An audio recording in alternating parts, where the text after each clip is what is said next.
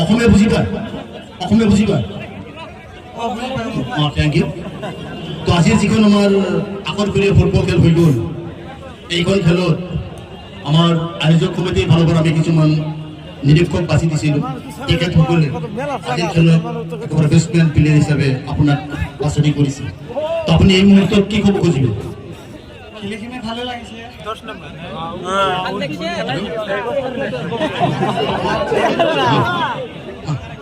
তো ঠিক আছে, খেলিও ভাল, বয়স খুব কম আছে। আমি আশা কৰিম অনাগত দিনত আৰু ভালকৈ খেলিব পাৰিব না।